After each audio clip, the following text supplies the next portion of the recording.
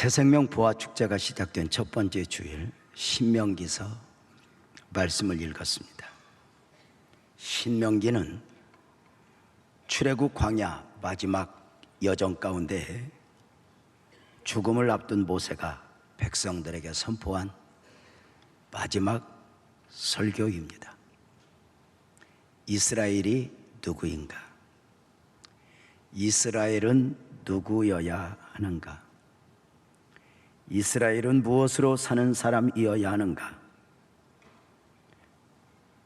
가나안 입성을 앞두고 있는 이스라엘 백성들의 정체성을 확인하는 설교입니다. 그 신명기 설교의 총 결론이 오늘 말씀이니 이스라엘이여 너는 정말 행복한 사람이란다 입니다. 사실 모세의 설교를 듣고 있는 당시 이스라엘 백성들의 현실은 처절하였습니다. 출애굽한 이들은 광야 40년을 유리방황해야 했고, 가족이 죽으면 기약 없이 모래 땅에 묻어두어야 했고, 아이가 태어나면 먼지 속에서 양육해야 했고, 살림살이도 없이 결혼하고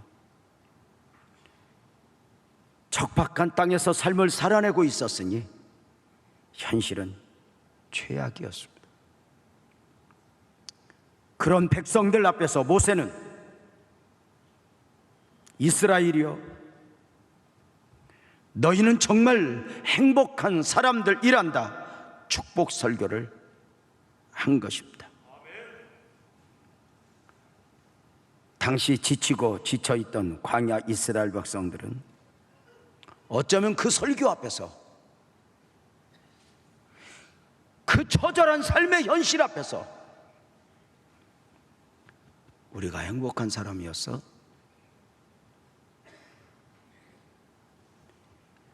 지금 이런데도 우리가 행복해야 하는 거야?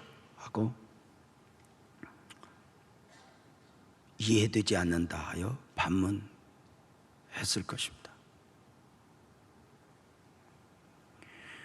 사랑하는 성도님들은 행복하십니까? 만약에 행복하지 않다면 그 원인은 어디에 있습니까? 행복은 선택의 문제가 아닙니다. 행복은 사람이 사람으로 살아가면서 누려야 할 가장 근원적 갈망입니다. 나도 내 가족도 내 자녀들도 행복했으면 좋겠고, 그리고 내가 아는 모든 사람들 또한 행복해야 한다는 것입니다. 그 행복을 위해서 공부도 하고, 그 행복을 위해서 돈도 벌고, 그 행복을 위해서 집도 사고, 그 행복을 위해서 결혼도 하고, 심지어 그 행복을 위해서 이혼도 선택합니다.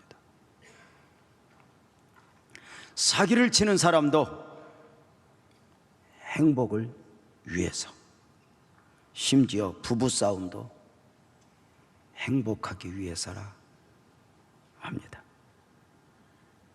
정말 죄송하지만 자살하는 분들도 잘못된 선택이지만 그 길이 행복인가 하여 선택한다는 것입니다.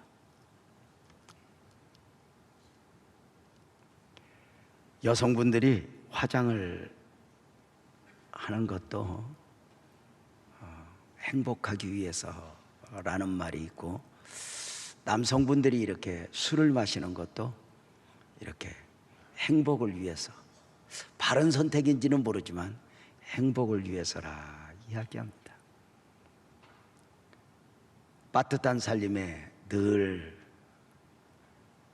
겨우겨우 살림을 엮어가던 아내가 그만 남편이 미워졌습니다. 저 왼수 술만 좀 안 마시면 우리 살림살이가 나아질 텐데 술값이 도대체 얼마야?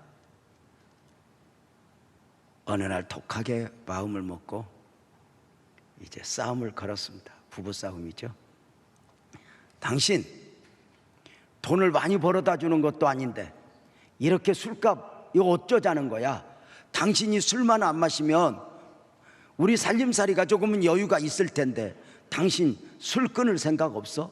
몰아붙이니 술 끊을 자신이 없는 남편은 그만 고개를 푹 숙이고 방에 있다가 곰곰이 생각하니 할 말이 생겼습니다. 당신 나와봐. 내가 술 마시는 게 문제라고? 그래, 나도 술값도 문제이지만 내가 가만히 생각해 보니까 당신 화장품 값도 문제다. 당신 그 화장대에 그 진열되어 있는 화장품 보니 뭐 이것저것 다 사놨던데 언뜻 보니 내 술값하고 거의 맞먹을 것 같은데 당신은 화장 좀 안 해도 형편이 좀 나을 것 아니냐? 그 소리에 그만 아무 할 말이 없었던 아내 방에 있다 다시 할 말이 생겼습니다. 당신 나와보라고. 내가 뭐 화장을 하고 싶어서 하는 줄 아냐고. 당신에게 예뻐 보이려고. 내가 그냥 있으면 다른 여자보다 안 이뻐. 내가 당신에게 예뻐 보이고 당신 행복하게 하려고 이렇게 화장하는 거 아니냐고. 그랬더니 남편이 인해 받아서 내가 술 왜 마시는 줄 아냐고. 내가 제정신으로는 당신이 예쁘게 안 보이니까. 제정신으로는 당신을 향하여 사랑하는 마음이 들지 않아. 나도 행복을 위해서 이렇게 힘든 이 쓴 술을 나도 버겁게 마시고 있는 줄 알라. 조크지만 웃어줘서 고맙습니다. 행복을 추구하죠. 사람의 행복이 얼마나 중요한지 대한민국 헌법에까지 명시되어 있습니다. 헌법 제10조에 보면 모든 국민은 행복을 추구할 권리를 가진다라고 명시되어 있으니 행복 추구권입니다. 이렇게 모든 사람들은 행복을 추구합니다. 그 행복을 위해 조금만 더 인내하면, 조금만 더 고생하면, 조금만 더 노력하면 그렇게 더 나은 조건, 더 나은 환경을 추구합니다. 더 나은 조건, 더 나은 환경이 행복을 가져다 줄 수 있다고 믿기 때문입니다.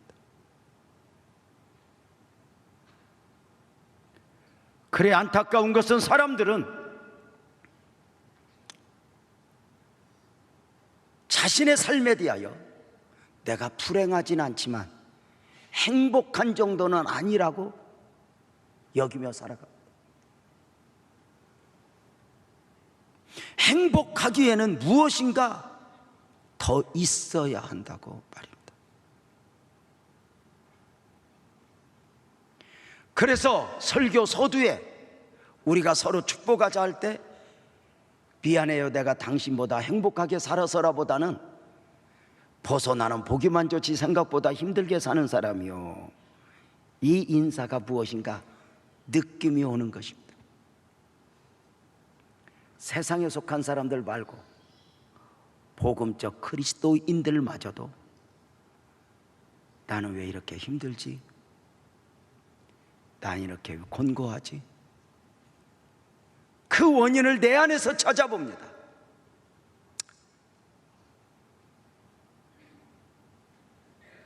남편이 믿지 않아서일까? 가난해서일까? 여러분은 어떤 삶을 원하십니까? 성도님들이 생각하기에 행복하게 살았던 사람은 누구이고 불행하게 살았던 사람은 누구입니까? 아브라함, 모세, 여호수아, 다윗. 아니, 역사적 인물로 나폴레옹 같은 권력자들, 왕들, 장군들. 우리네처럼 저들이 행복했다면 무엇 때문일까? 더 많이 가지고 더 높은 자리에서 차원 높은 삶을 살아냈기에 행복한 것이었을까? 부자와 나사로의 이야기를 아실 줄 압니다. 한평생 부자로 살다가 지옥에 간 사람, 한평생 거지로 살다가 천국에 간 나사로,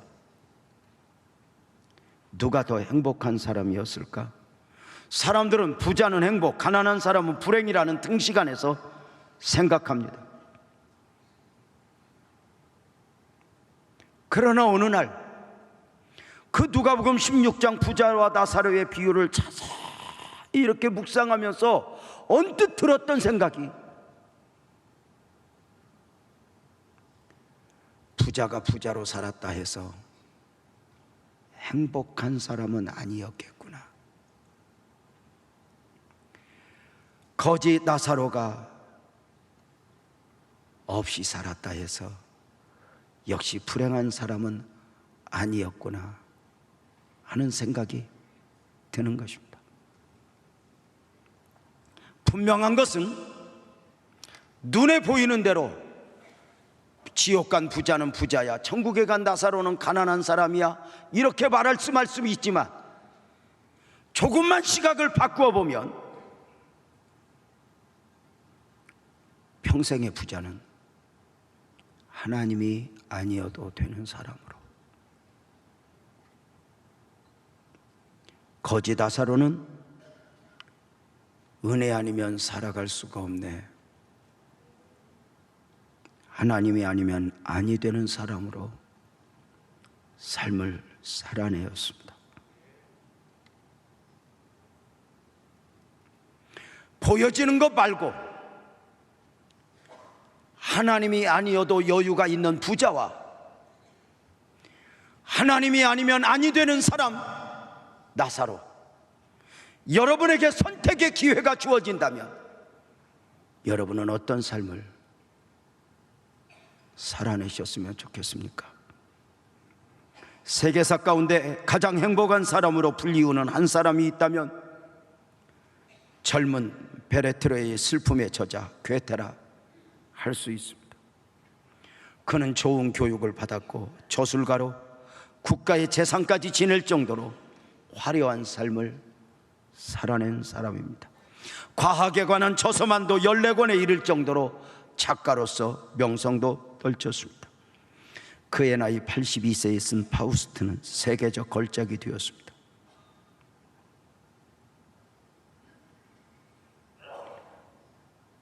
이룰 만큼 이루었고 누릴 만큼 누린 그를 모든 사람은 나도 저렇게 살고 싶다 였습니다. 그럼에도 그가 세상을 떠나면서 남긴 말은, 사람들은 날 보고 행운하라 하지만 내 평생 안타깝게도 나 스스로 행복하다고 느낀 적은 단 하루도 없었다고 이야기합니다. 그가 가진 돈, 그가 가진 명예, 생각보다 그에게 그것이 행복을 가져다 준 것이 아니었다는 것입니다. 그 옛날 사람들 말고 오늘의 시대를 생각해 봅시다. 최고의 권력자들과 이름을 대면 알만한 부자들은 과연 행복이었을까? 전직 대통령들, 재벌들, 화려한 연예인들,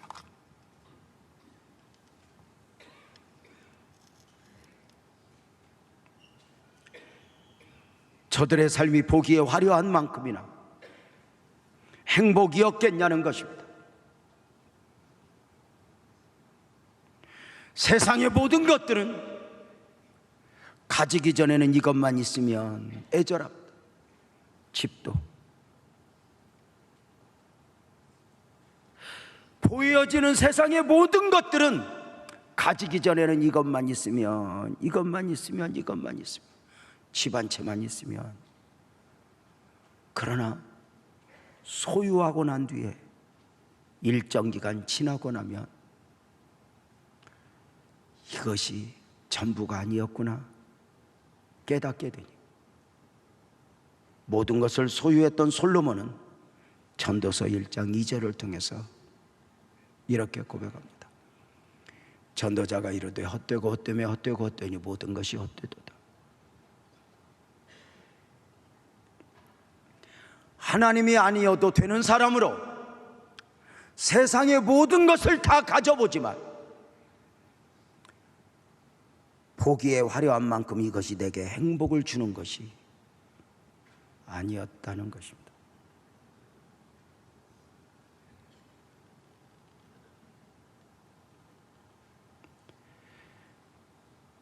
모든 인간이 추구하는 행복의 근원은 어디에 있는 것일까?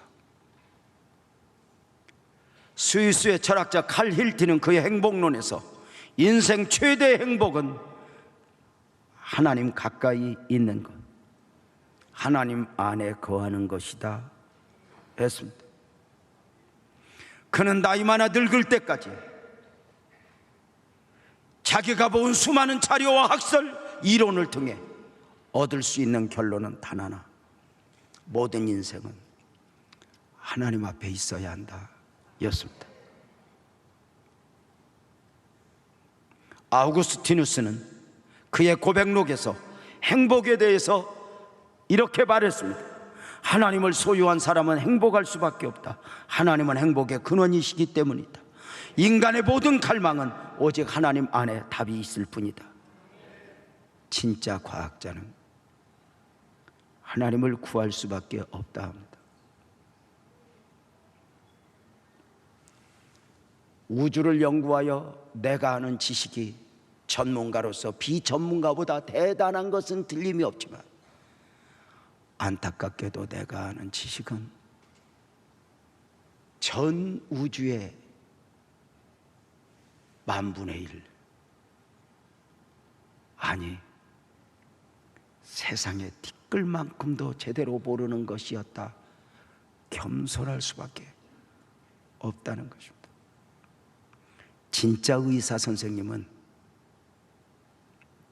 자신의 한계 같은 앞에서 순간순간 하나님을 구할 수밖에 없다입니다.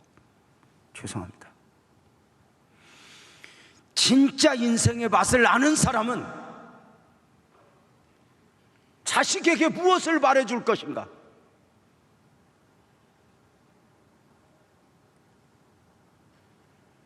진짜 인생을 아는 사람은 여러분 살아보셨잖아요. 50, 60, 70, 80. 여러분의 인생의 결론을 그저 솥뼈를 고우듯이 여러분의 인생을 달달 끓여서 단 한마디로 요약을 하라면 무엇입니까? 돈 더 벌어야 돼요, 출세해야 돼요, 이것입니까? 아니요. 내 맘대로 하시는 것이 아니요. 단합니다. 하나님 아니면 안 돼.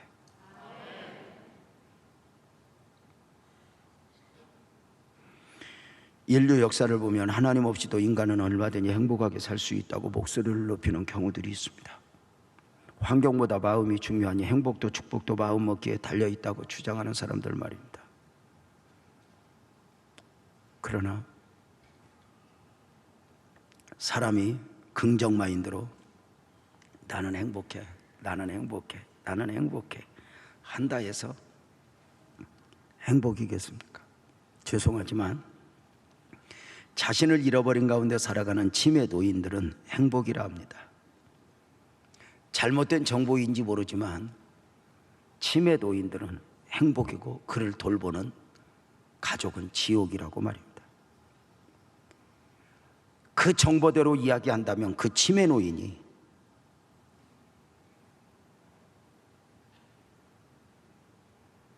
어느 날 미소를 짓고 있다 해서 그것이 행복이겠습니까? 자기 정신줄을 놓아버린 알코올 중독자가 소주 한 병 들고 행복하다 하여 행복이겠습니까? 정확한 통계인지는 모르지만 해마다 발표하는 지구촌 행복지수에서 1위는 부탄이라고 하는 가난한 나라입니다. 과연 그들이 행복하다 해서 행복한 것이겠습니까? 북한 사람들이 처절하게 살아가면서 우리는 김정은 동지로 인하여 부족한 것이 없다 이야기합니다. 그들이 외치면 외치는 만큼 사실 처절해 보이지 않습니까?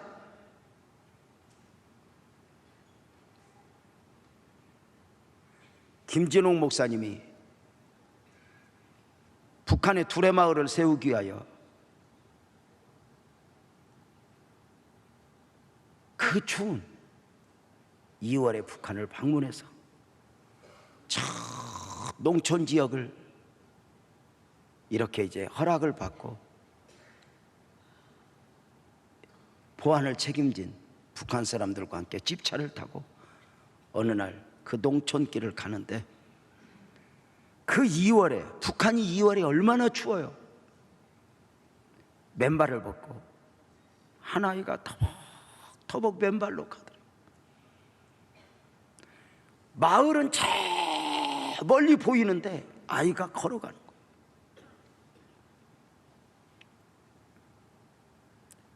그래서 이제 그 보위부 북한 책임자에게 아이 좀 태워줍시다 그랬더니 그냥 갑시다. 태웁시다. 내가 목사로서 저 맨발 벗고 가는 아이를 어떻게 그냥 두겠어. 태웁시다. 그랬더니 말을 하지 않아 차를 세우라고 그 아이를 태웠대요. 온몸에 꽁꽁한 아이 손을 잡고 얘야 어디 갔다 오니? 역전해요. 역전에는 왜 우리 어머니가 오시는가 해서요. 어머니는 어디 가셨는데?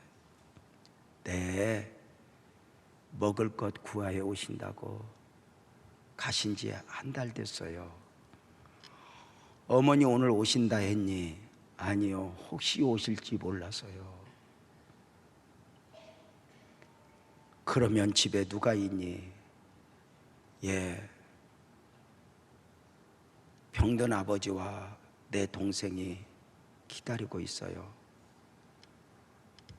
그래, 김진옥 목사님이 울면서 너 그렇게 배고파서 어떻게 했니? 그랬더니 그때 나온 말이 딱 이거더래요. 그때 김정일 때요. 김정일 장군님이 계셔서 괜찮아요. 너무 마음 아파서. 그래, 김정일 장군이 너희들 배고픔도 좀 해결해 줄 수 있으면 좋겠다. 그랬더니 보위부가 그만합시다. 그래, 아무 소리 못하고 그 아이에게 빵을 쥐어 내려보냈다. 아니, 아무것도 없는 가운데 우리는 김일성, 김정일, 김정은만 있으면 행복하다 외치는 저들의 얼굴이 행복해 보입니까? 그렇다면 빌딩을 지어놓고 이것을 보시오, 나는 행복하오라고 말하는 그 얼굴이 진정 행복일까? 왜? 내일 일을 모르는 인생 아닌가? 행복의 근원은 하나님에게 있다. 참 행복이라면 우리들끼리 주고받는 평가 말고 나는 여호와 보시기에 존귀한 자라 하나님의 평가 앞에 서여야 하는 것 아닐까? 왜요? 하나님은 보이는 것만 보시는 것이 아니라 보이지 않는 것을 보시고 하나님은 오늘만이 아니라 영원까지 함께 보시는 것이니 말입니다. 여행 다녀오셨습니까? 여행 가는 즐거움이 있죠. 온 가족이 여행을 가기 위해 자동차를 준비하고 여행용품을 신고 배웅을 받으며 잘 갔다 오세요. 그 여행지 갈 때보다 준비하는 모습이 더 행복합니다. 그러나 극단적인 예이겠지만 여행을 떠났던 그들은 그만 하루를 지나지 않아 가족의 사고로 그를 배웅했던 사람이 비보를 들어야 합니다.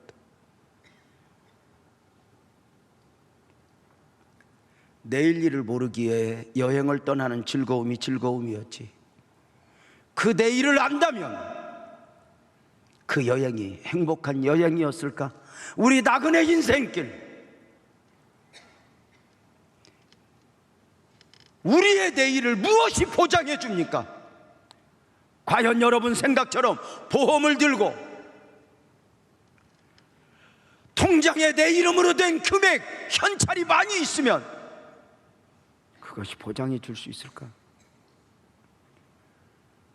두 가지 시각을 이야기했습니다. 하나는 영적 시각, 하나는 영혼의 시각. 요한계시록에 나오는 라오디게아 교회는 가진 것이 너무 많아 스스로 행복하다 했습니다. 다만 안타까운 것은 저들은 교회 생활, 종교 노름은 했지만 안타깝게도 하나님이 아니어도 되는 사람들이었습니다. 그들은 은혜야 은혜, 행복이라고 말했지만 주님의 영적 시각 앞에 밑바닥이 드러났습니다. 요한계시록 3장 17절입니다. 너는 말하기를 스스로 나는 부자다, 부여하여 부족한 것이 없다 하는구나. 이 첫 줄, 나는 부자야 부족한 것이 없어, 이 뉘앙스가 그래서 나는 하나님이 아니어도 돼. 그 다음 이렇게 말씀하십니다. 너는 너의 공고한 것과 가련한 것과 가난한 것과 눈먼 것을 벌거벗은 것을 알지 못하는구나. 영적 시각, 영혼의 시각을 가지고 함께 평가하시는 하나님의 분명한 진단입니다. 상대적으로 서머나교회를 향한 말씀이 무엇입니까? 계시록 2장 9절 10절에 보면 서머나교회 성도들아, 나는 너의 환난과 궁핍을 알아. 근데 실상은 너희는 부유한 자다.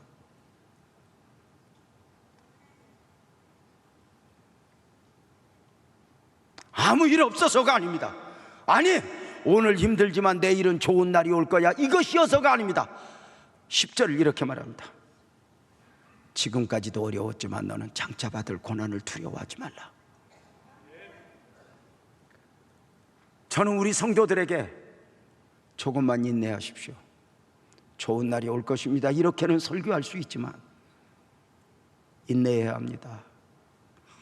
어쩌면 오늘보다 내일은 더 큰 인내가 필요할지 모릅니다.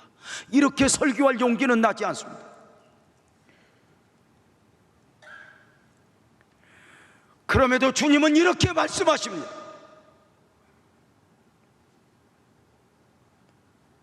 실상 너는 부유한 자라고. 저 여유 있는 라오디게아 교회가 아니라, 그들에게가 아니라 이 가난하고 처절한 교회에게 죽도록 충성해라. 여러분,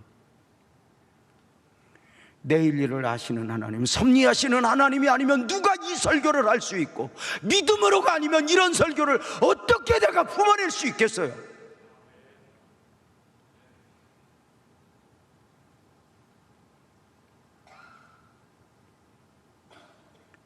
사람이 오늘이 행복이라고 말하지만 영원히 어둡다면, 육으로는 행복하지만 영적으로 어둡다면, 자신이 지금 나는 가진 것이 많아 행복이라 말해도 하늘에 계신 자가 웃으시며,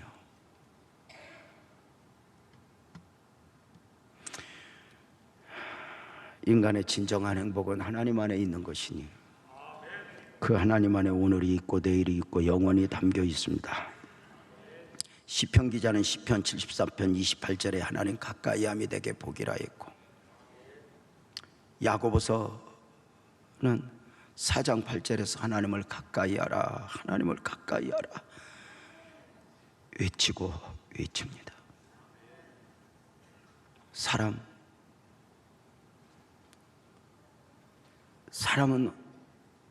완전하지 않습니다.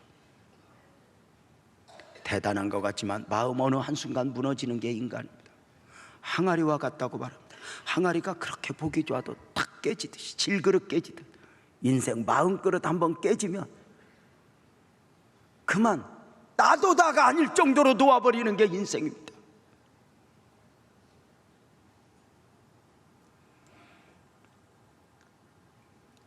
하나님과의 관계 안에서 행복이 있다. 처음부터 그랬습니다.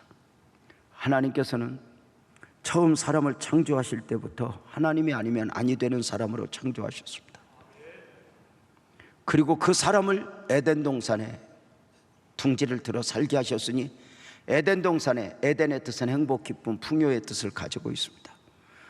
행복을 하나님이 원합니다. 너 행복하게 살아라, 너 풍요롭게 살아라, 너 기뻐하며 살아라. 그런데 그 행복, 기쁨, 풍요가 어디에 있어지는 것이냐? 에덴이라는 외적 환경에서 있어지는 게 아니에요. 오직 하나님 안에서, 하나님과의 관계에서 있어지는 것이거든요. 하나님과의 관계에서, 하나님의 은혜 안에서 사니 얼마나 좋아요. 제가 종종 드렸던 질문이죠. 에덴 동산에 아담이 무엇을 잊고 살았냐고. 잊고 살지 않았냐고. 잊고 살았다고. 무엇을? 하나님의 은혜를. 하나님의 은혜를 잊고 사니 부족한 게 부족한 게 아니야, 부끄러운 게 부끄러운 게 아니야, 벗은 것이 벗은 것이 아니었어요. 그러나 하나님과 단절되는 순간 벗은 게 벗은 것 때, 부족한 게 부족한 것 때, 부끄러운 것이 부끄러운 것이 되어버렸어요. 인간의 진정한 행복이 환경이 아니죠. 환경이 아니에요. 환경이 아니에요. 하나님과 관계가 좋으니까 배우자를 보면서도 이는 내 뼈 중에 뼈요 살 중에 살이라. 남성으로서 여성에게 표현할 수 있는 최고의 사랑 표현 중에 하나죠. 이는 내 뼈 중에 뼈요 살 중에 살이라. 저도 어느 날 부흥회 갔다 와서 내가 오늘은 우리 아내한테 이렇게 말을 해봐야지. 그래서 운전석 뒤에 앉아서 이걸 연습을 100번도 더 했어요. 여신씨, 그대는 나의 뼈 중에 뼈요 살 중에 살이요. 연습을 하고 늦은 밤 문 열고 들어갔더니 우리 아내 낮에 파마하고 누워있다 이만한 머리로 까방하게 나오는데, 여신씨, 그대는 나의 뼈 중에 뼈요. 그렇게 말하면 회개해야 할 것 같아서. 여러분, 자, 그렇다면 아담의 진정한 행복이 외적 환경이 아님을 무엇으로 알 수 있을까? 아담이 언제 불행했죠? 에덴 동산에서 쫓겨나서 아니요, 선악과 벗고 하나님과의 관계가 단절되면서요. 여러분, 진짜 행복은 관계에서 오는 겁니다. 부부가 함께 결혼했다, 살림살이 준비해야지만 진짜는 관계입니다. 여행도 그곳이 어떤 곳이야 보다는 누구와 함께냐라잖아요. 인생도 그러잖아요. 인생도 관계가 좋으면 무엇이 문제가 되겠어요? 그러나 관계가 틀어지면 외적 조건에서 많은 것들이 문제가 돼요. 하나님과의 관계에 문제가 생기니 사람과의 관계, 자연과의 관계, 심지어 내 안에 나와의 관계도 깨져버려요. 나와 하나님, 나와 다른 사람, 나와 나. 하나님과의 관계가 깨지니까 나와 이웃, 나와의 관계도 깨져서 행복이 없어요. 에덴이라고는 외적 환경은 하나도 변하지 않았지만 하나님과의 관계가 깨지고 보니까 마귀는 관계를 깨뜨립니다. 부부싸움 좋은 게 아닙니다. 누가 그러더라고요. 부부싸움 마귀 부흥이라고. 그때 자기 감정에 쏟아놓은 말은 주워 담기 힘듭니다. 마귀는 관계를 깨뜨려요. 우리가 이게 신앙생활을 하면서 이 목사와 관계에 금이 가게 해요. 마귀가 참 간 거예요. 저는 사실 우리 성도들이 행복했으면 좋겠어요. 저는 지하실 때부터 제가 그렇게 이야기를 했어요. 나는 우리 성도들이 정말 저를 만난 성도들 행복하게 하고 싶다고. 우리 성도들이 행복할 수 있다면 내가 빨가벗고 춤이라도 추겠다고. 근데 여러분, 저는 그러는 순간 풍기문란으로 걸립니다. 근데 정말 그러고 싶었어요. 그래서 행복했으면 하지만 어느 순간 마귀가 목사와의 관계에 금이 가게 해요. 어느 날 보니까 우리 성도들 중에 목사 때문에 힘들어하는 분들이 있는 거예요.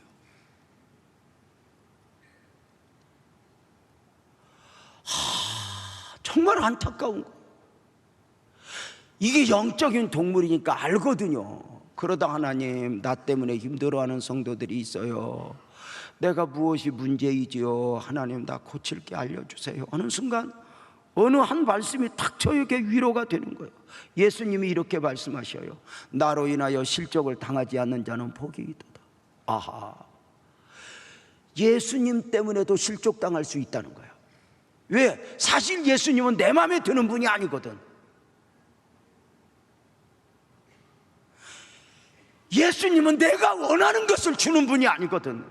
그래서 내 안에서 나가 살아 내 마음에 안 들어 하면 예수님 때문에 믿어봐도 소용없어, 실족할 수 있거든요. 아하, 관계는 영적인 문제이구나. 환경의 문제인 것 같아도 영적인 문제이구나. 여러분, 아무것도 없을 때 우리 부부가 되었잖아요. 아무것도 없을 때 우리 사랑하자고 했잖아요. 그러나 어느 날 가난해서 힘들고 병들어서 힘들고 당신과 내가 다왈라서 힘들면 이게 문제죠. 목사도 이제 성도들에게 미안한 거예요. 아하, 나 때문에 실족을 당할 수 있구나.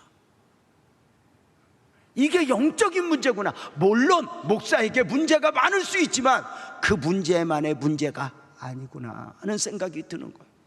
그래서 이 관계가 깨질 때 극복하지 못하면 이게 진통이잖아요.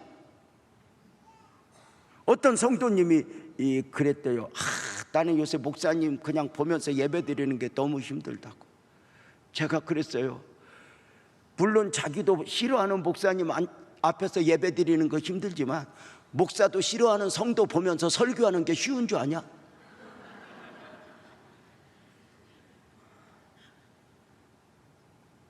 여러분, 목사가요 참 이렇게 막 믿음으로 설교하는 것 같아도 열이거든요.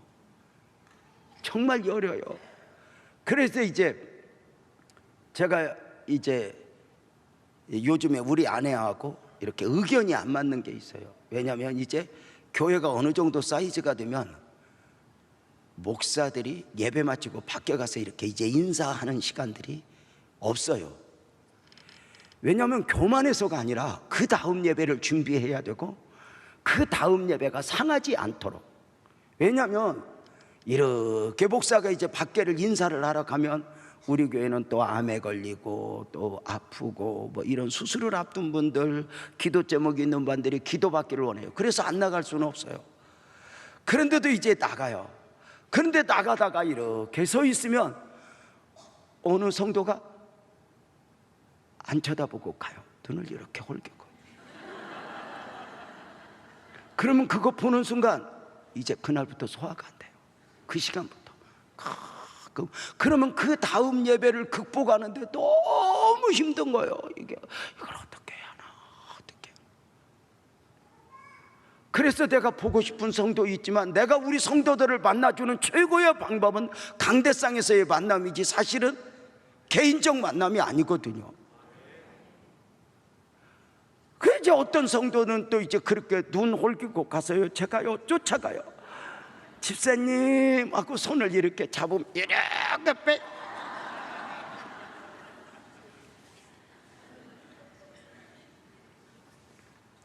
이렇게 하고 가고 나면 그게요. 때론 제가 이게 오후 예배 드릴 때 저기 앉아서 소화가 안 돼서 할 때가 종종 있어요. 목사님 뭘 잘못 드셨어요? 여러분, 사람 위는요 얼마나 하나님이 대단하게 만들어 놨냐면 닭뼈다구를 먹어도 소화되게 만들어놨어. 마음이 상해서 소화가 안 되는 거지.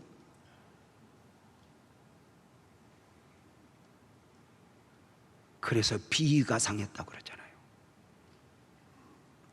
잘못 먹어서 소화 안 되는 경우는 없어요. 남편이 소화 안 되는 건 여러분이 남편에게 밥만 해줬지 마음을 안 줘서 그래.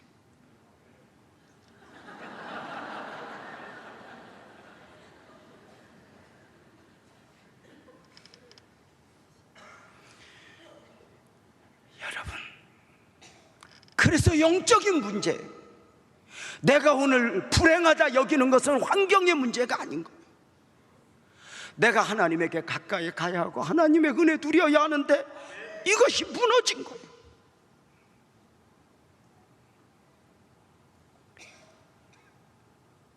이스라엘이여, 너는 행복한 사람이다. 신명기서 33장 26절에 보면 여수른이여, 하나님 같은 이가 없단다. 이스라엘이여 이렇게 부르다가 여수른이여 하는데, 이 여수른이라는 말은 나의 의로운 자여, 하나님이 자기 백성을 향하여 가장 부르고 싶은 호칭 중에 하나가 나의 의로운 자 유재명이여, 여수른아, 여수른아, 너 행복해요. 하나님이 내게 얼마나 가까이 오시고 하나님이 나를 얼마나 욕심을 내는지, 하나님이 아니면 아니 되는 사람으로, 하나님을 구해야만 하는 사람으로.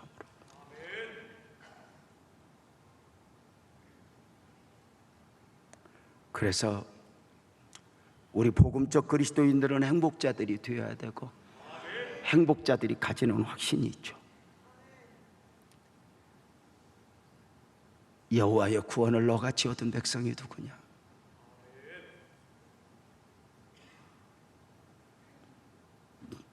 사랑하는 여러분,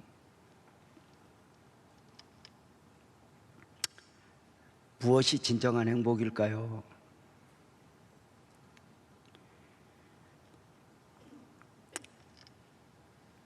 알렉산더는 구원에 대해서 알고 싶어서 성경을 한마디로 요약해달라 했더니 주 예수를 믿으라 외치는 신하의 외침에 외면했대요. 나폴레옹이 워터루 전쟁에서 패한 후에 세인트 헬레나 섬으로 유배되어 충격 속에 고뇌하고 있을 때 한 신하가, 시중을 듣던 신하가 이렇게 불렀어요. 폐하가 지금까지 살아오면서 가장 행복했던 적은 언제입니까? 한 나라를 정복하고 산을 정복하고가 아니라 딱 한마디 했어요. 내가 감격 가운데 세례받을 때가 있었어. 하나님 앞에서만 남는 거예요.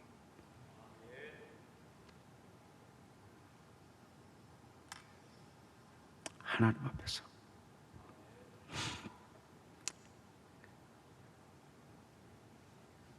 하나님이 나를 선택하셨고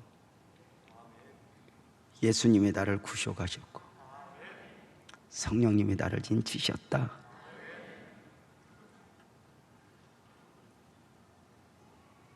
너는 행복한 사람이에요. 하나님 안에 있으니. 하나님이 아니면 아니 되는 사람이니, 하나님이어야 하는 사람이니. 지난 철야 기도회 때 삼위일체 성가가 그렇게 좋더라고요. 그래서 설교를 시작하면서 이 도내를 마음껏 성도들과 함께 불렀네요. 마음을 담아서. 삼위일체 성가 우리 찬송 한번 할까요?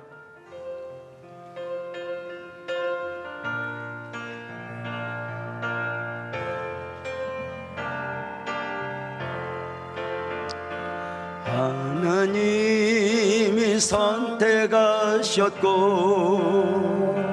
예수님이 구속하셨고 성령님이 인치셨으니 삼위일체 하나님 찬양.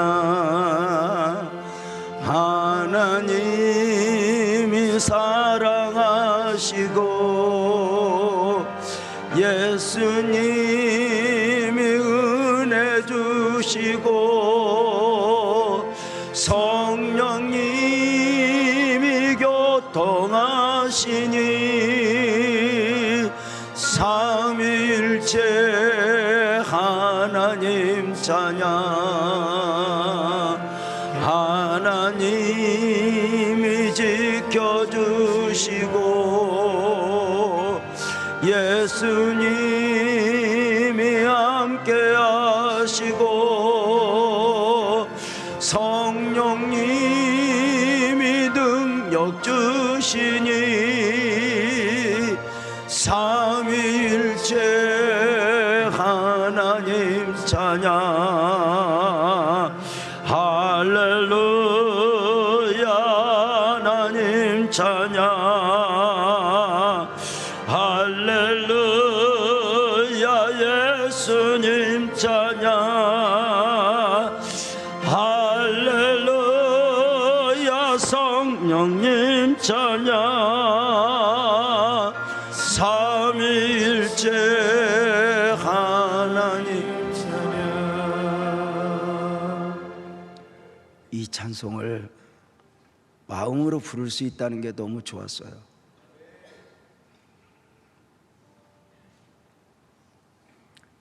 자신 없어도 상관없어요. 하나님, 나는 하나님 아니면 안 돼요. 그 마음으로 부르는 거거든요. 우리 한 번 더 합시다. 한 번 더 합시다.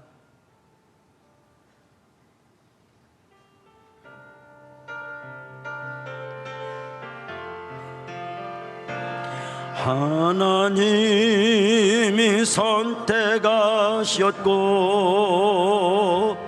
예수님이 구속하셨고 성령님이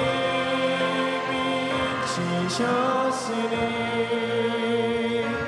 삼위일체 하나님 찬양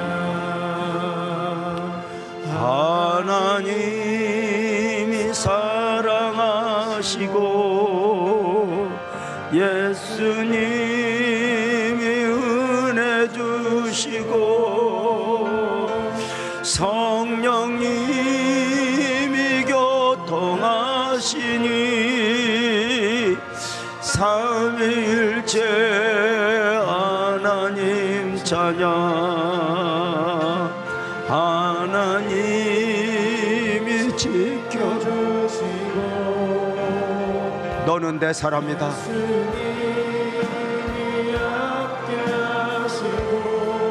모든 것 다 잃었어도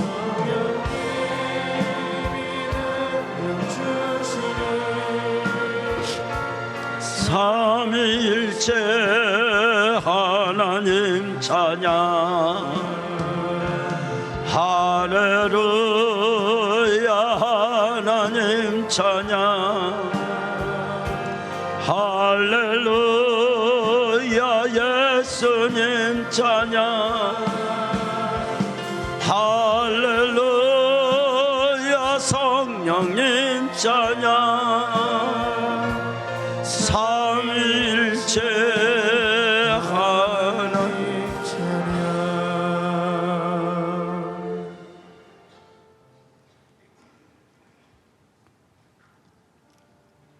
다 망가졌는데 아니면 세상에서 얻을 수 없는 것을 얻었을 때 이 양면을 가지고 찾아뵐 수 있는 분이 있대요. 한 분은 친정엄마. 엄마야 나 힘들다 해도 그 무엇도 문제 삼지 않는 엄마. 그리고 하나님이래요. 제가 그랬죠. 1000번 만번 하나님 나 좀 도와줘 울어도 자존심 안 상하게 하는 분은 하나님밖에 없다고. 울어도 하나님 앞에서 울면 이 가슴은 채워진다고. 그 하나님이 우리에게 이렇게 말해요. 많은 것을 주고가 아니라 너 행복하다. 부활축제가 시작됐어요. 이 부활축제가 나는 성도들에게 부담이 아니라 축복이었으면 좋겠어요. 이 부활축제를 좀 더 긍정적으로, 이 전도를, 행복을 나누는, 내게 있는 행복을 이렇게 전해주는, 누군가에게 소개하는 그런 거 있잖아요. 제가 우리 부목사님에게 그랬어요. 성도들이 전도카드 적어내는 거 부담스러워하면 받지 말라고. 그냥 행복해야 하는데 그거 그냥 적는데 그 스트레스 받으면 뭐 하냐고.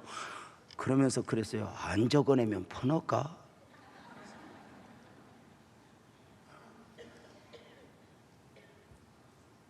우리가 가을이면 이렇게 전도카드를 작성하고 이렇게 마음을 쏟는 것은 우리가 편한 게 아니라는 거죠. 귀차니즘으로 만사가 귀찮다, 나 좀 도와도 망가지거든요. 우리 이 가을 행복을 나누어 주면 좋겠는데요. 우리 삼위일체 성가 연주 들으면서 이 시간에 우리 지난주에 나눠드린 전도카드 작성해서 내는 시간을 가지려고 합니다.